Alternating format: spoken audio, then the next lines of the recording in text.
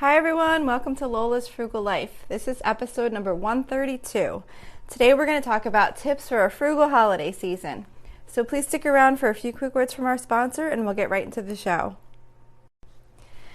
Okay, so today I wanted to talk about tips for a frugal holiday season. So I have a few different tips, but I think most of this episode centers around traditions, because I think that that's sometimes where you can wind up building yourself to have this really expensive holiday season. And I think that it's important to try to not create those traditions that are super expensive and put yourself in a situation where you feel like if you can't do those in a given year, that you're breaking a tradition. Like, for example, me and my kids, my family, we used to take the kids to this place for Christmas every year. And we would go out there, we would visit this, it was like a Christmas attraction, and we'd stay overnight, and it was like a whole little vacation thing every year. And then one year we just couldn't afford to do it. And it was like, but we do that every year, why can't we go? It's not fair. We always go, it's a tradition. And I felt really bad about not being able to take them that year. So that's what kind of made me think, as far as frugal holiday tips, that I think probably one of the most important areas is in the traditions that you create. So that's what I kind of focused most of the episode on, because I think that those are the things that we spend money on. It's the traditions, it's the things we do every year. So that's kind of like the first tip that I want to talk about, is trying to create inexpensive traditions. Because there is nothing wrong with spending money on extra special holiday events or doing a trip like I just talked about, or things like that. But if you make it that it's always the same type of thing and it's always every year, it does often turn into tradition. So just kind of keep that in mind as you're creating traditions or starting new traditions. Some of you might have not have kids, or have older kids, or grown adult, whatever. But even as you do things, you can change. Like, for example, our kids are older-ish. They're teenagers. They're like older teenagers. And when they were little, we used to overspend for Christmas, like so much. Definitely more than we should have been spending. But I always had this idea in my head that I wanted them to wake up and come out on Christmas and just see this massive amount of gifts and this whole magical experience. And I kind of wish that I had scaled that back when they were younger, because I feel like it taught them that Christmas just had to be this massive amount of things to get. And now I'm trying to teach them no, it's not just about gifts. It's about, spending time with the family and just having these nice times and doing these nice things that we do. And it's no, it's not just about buying all this junk, because that's what most of it was too. It was just all this plastic junk when they were little. And then, now that they're older, I really try and have them think about what they really want for Christmas. And we've definitely scaled back on those massive amounts of gifts. I mean, I still love to give them things and whatever we can give, but it's not the focus of the holiday season. We try to build in lots of fun things we do and traditions, and it's not just so focused around all these crazy amounts of gifts that they tear open and then go run off within probably 15 minutes, and then all this stuff is just kind of left behind. But anyway, sorry, I kind of went off there. I wanted to talk about some inexpensive traditions. So I found some really good ideas, and some of these we actually do. But there's so many different ideas that you can create for traditions that your family will look forward to, whether you have kids or not. These are all fun things that people can do for the holidays that don't cost a lot of money. So one of them that we always do, and I think lots of families do, is having a cookie baking day. So we actually do tons of cookies, and then we'll keep some for ourselves, and then some of them will be to give away for frugal little gifts. We bought like cute little cookie bags with a little bow, so after the cookies are done, we can create like little gift bags, and then we can have them to use for different people that we want to give like a nice little recognition gift to. And cookies freeze really well, just so you know, at least most cookies. I'm sure there's some with certain types of ingredients maybe that wouldn't freeze well, but like your standard like chocolate chip cookies or snickerdoodles or things like that, they freeze really well. So if you do make a lot and you don't wind up needing to give all of them away, you can freeze some in like a Ziploc baggie. And then maybe if you wind up getting invited to like a last minute get together or something like that, you'll have them on hand and you could put them on a nice little tray and bring them to a party or something like that. One idea with like having a baking day, making it like a tradition, is maybe on that night you plan to order out pizza at the end of the day or something like that. You bake cookies all day and then maybe you order in pizza. Because you're going to be baking all day, you're probably not going to want to cook dinner after all that work in the kitchen.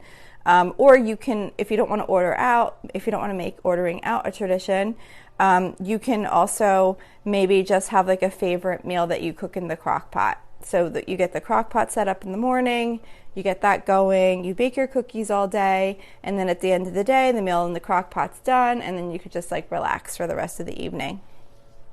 So a cookie baking day, that's a super inexpensive, depending on the cookies you make. I mean, if you're making like super expensive, different type cookies with these unusual ingredients and things, then maybe that could get more expensive. But if you're just doing like your typical chocolate chip cookies, sugar cookies, and you basically, for the most part, it's just sugar, flour, and butter, it really shouldn't be too expensive to do like a cookie baking day. Another thing too is you could do like a bread baking day. Sometimes people will do like pumpkin breads or banana breads or things like that. I've never done that, but I know that definitely people do those and give those as gifts. So that's another idea too for a baking day. It doesn't have to be cookies, but you want to keep the whatever it is you're baking on the inexpensive side. This is something we always do, and it's definitely an inexpensive tradition. We have a night every single year where we drive around the neighborhood to look at all the light displays. So we go to Wawa, which by us, it's just like the major convenience store. We take the kids to Wawa. We get them hot chocolate. Again, even as teenagers, we do this every year. They get hot chocolate, and then we just drive around the neighborhood and we look at everybody's light displays, and it's just really fun. We'll play Christmas music in the car, and it's a nice tradition, and they look forward to it. They ask, when are we going to see Christmas lights? And it's just something that's fun and nice to do. Another idea was to just plan a family holiday movie night. So maybe you go to the store and get everyone's favorite snacks and drinks. Everyone can get into their pajamas and watch Christmas movies, or if there's like a certain movie that your whole family loves, maybe you have like a favorite holiday movie that everybody likes to watch, you can even make part of the tradition being that you watch that movie on that night.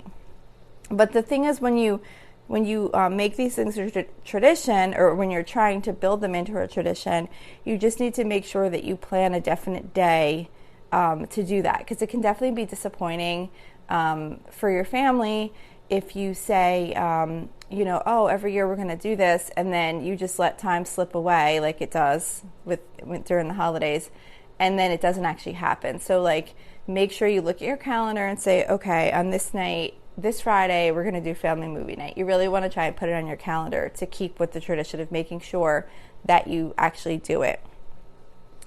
Another thing in an expensive tradition, this is something that we do, is purchase a gift for charity. So we do not purchase an expensive gift. We have a $15 budget, but we purchase a gift, a toy, for Toys for Tots every year.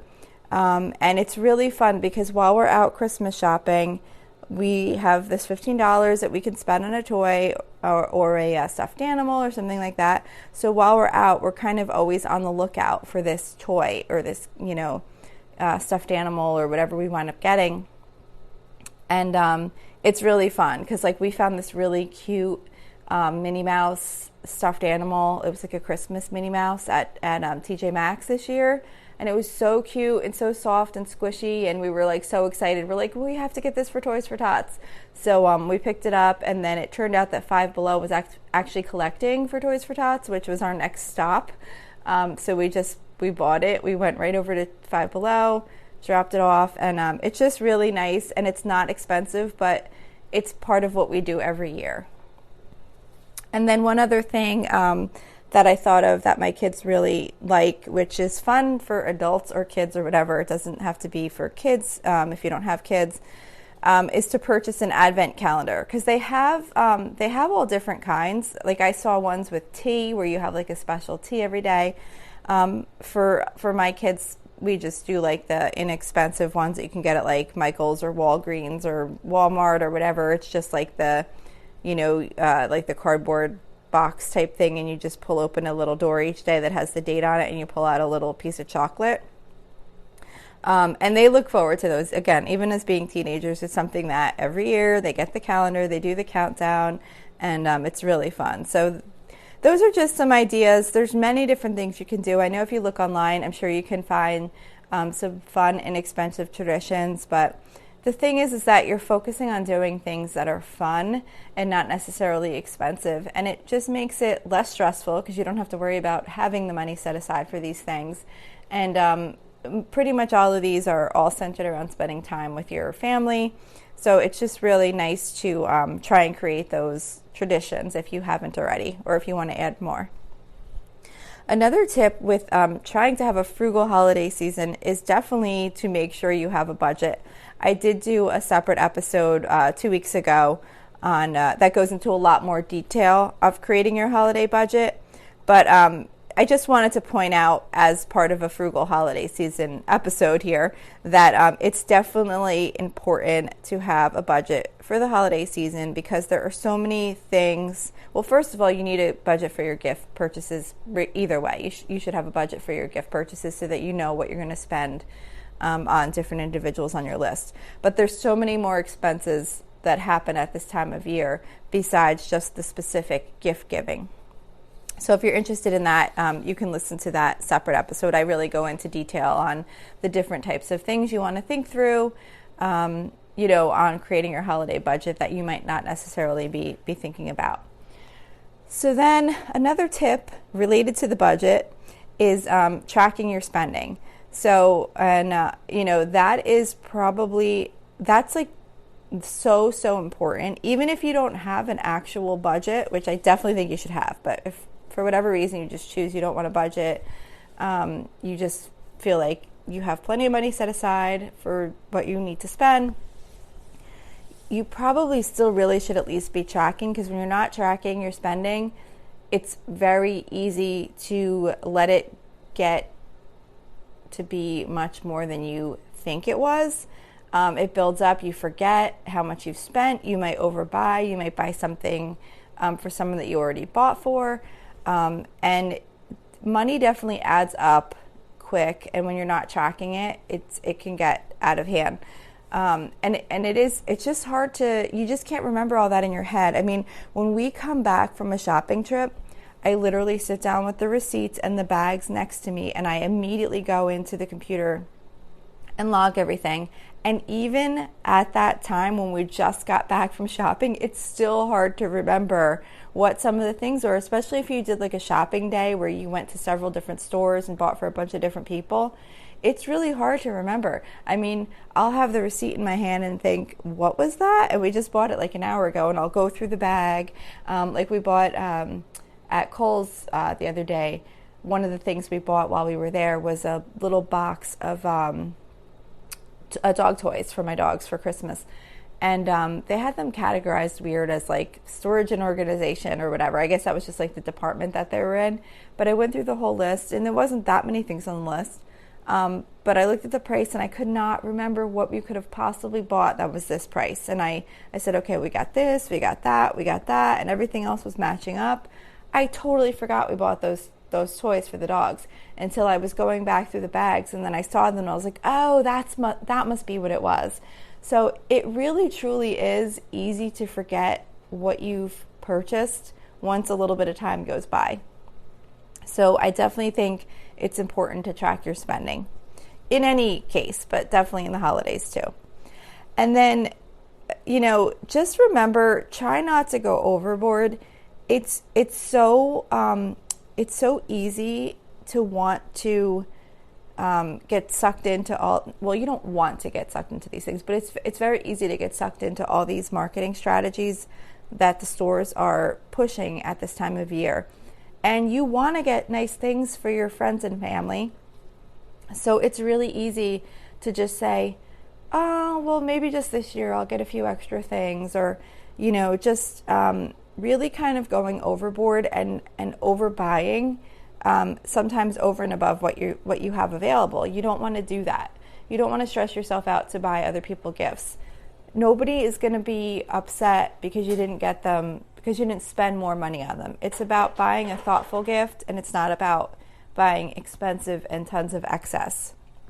So just really try and keep that in mind, and don't let yourself go overboard, because you don't want to regret after the holidays are over that you spent a lot more money than you had available to spend.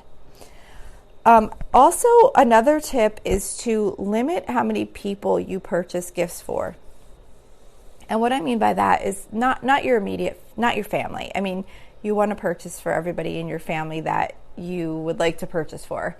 Regardless of how far extended out that goes, I think it's fine if you can afford it to purchase for your family and your friends, the close friends.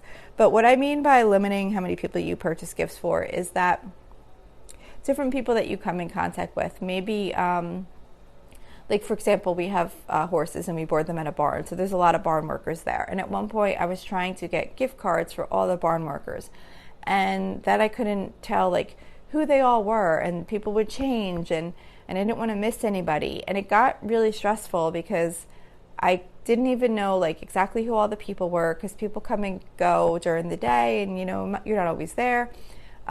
So we just decided, for that group of people, we're going to bake cookies and make a bunch of nice little cookie bags and bring them to the barn with a note that says like, thank you for all your work, and, put a little thing that it's from us, and put out a whole bunch of little cookie bags. And anyone who wants one can take one. And either way, if they decide to take one or not, they still saw the gesture of appreciation. It's not an expensive gift. And it's just a nice way to show that you're thinking of them, but you don't necessarily have to spend a ton of money or go crazy buying specific gifts for everybody. So that's kind of what I mean. Like, just kind of think about who's getting added to your list, and don't just keep adding so much that it's going to make it stressful to you to try and get all of these people gifts. Try and just keep it simple. And then this is just another like little random tip, but I saw it online and I thought about it because it's something that we actually definitely do.